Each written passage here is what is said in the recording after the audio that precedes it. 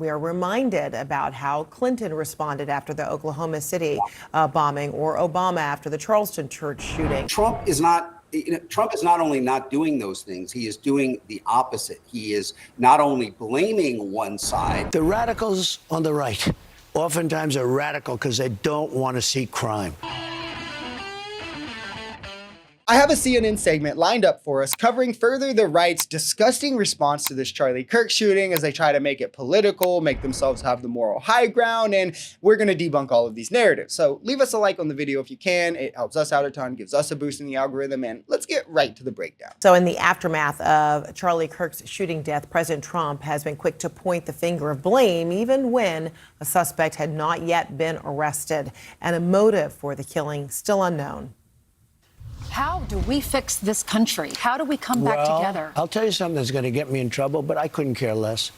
The radicals on the right oftentimes are radical because they don't want to see crime. The radicals on the left are the problem, and they're vicious and they're horrible. For years, those on the radical left have compared wonderful Americans like Charlie to Nazis and the world's worst mass murderers and criminals. This is an insane thing to say. A Trump supporter killed a Democratic lawmaker in Minnesota 2 months ago because she was woke. Who is it again that is espoused that all Democrats are woke? What's his name again? He's the president, Donald Trump, something like that, right? 4 recent mass shootings have cited great replacement theory as motivation, something espoused by the right, by MAGA. It's been espoused by Fox News, by Trump himself and others. Charlie Kirk's one of them who espoused that. In fact, most mass shootings, period, are done by far-right extremists. Most political violence, period, is done by far-right extremists, and the most deadly acts are done by far-right extremists. This literally has no truth in it whatsoever. Like, none of what Trump said in any of that is true,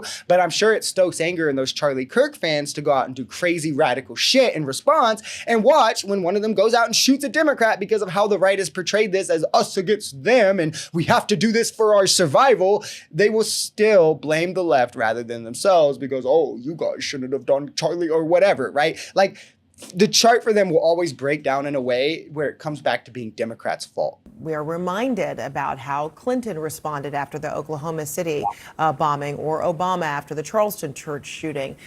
Can Trump follow the path of his predecessors by, if not now, but eventually dialing back rhetoric? No, I think it's highly unlikely. I mean, it's hard to overstate how profoundly President Trump is not only departing from, but essentially inverting the first instinct of other presidents at a moment of national tragedy, which this is. I mean, this is a tragedy. And what happened was terrible. But those are the moments when presidents historically have tried hardest to speak to and for the entire country. This is exactly correct. And it's the problem with electing a petulant man-child to office. Like, we've fallen so far from Obama singing Amazing Grace. Joe Biden didn't stoke the flames after a Trump supporter attacked Nancy Pelosi's husband, or when the Trump supporters orchestrating the shootings in the 4 homes of Democrats in 2020 in New Mexico. He didn't get all divisive and say it's the right and we have to do something and all of this. You have many instances of presidents meeting the moment, bringing the country closer together in times of need, where we're all walking the line of division. And then you have Trump, who of course has been working on causing division for 9 years now, possibly because of his connection to Russia and how they helped him get elected. And we know Russia wants a civil war. But now he speaks after the shooting, when no details are known, by the way, when he gives his Oval Office speech, instantly blaming Democrats, the left, their rhetoric, and more, taking no accountability for his actions or words, placing no accountability on Charlie Kirk's actions or words, and going on to only minimize the acts of extremism and violence perpetrated by the right. I mean, he pardoned hundreds of them who beat cops and broke into the Capitol. So, like, what did we really expect? Trump is not only not doing those things, he is doing the opposite. He is not only blaming one side, but ignoring the violence that has been directed against Democrats.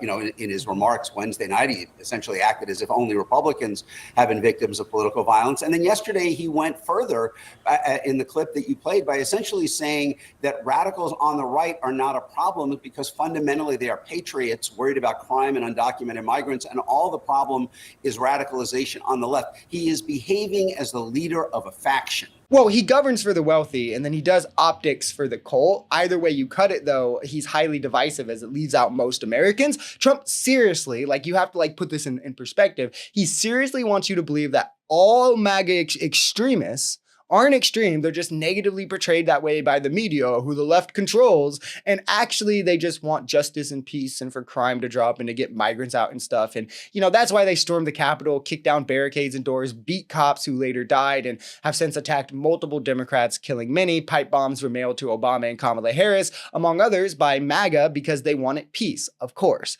And the left called Charlie Kirk a racist, not for saying things like the Civil Rights Act was a mistake, but they called him a racist because they wanted to stoke violence. Like, give me a break.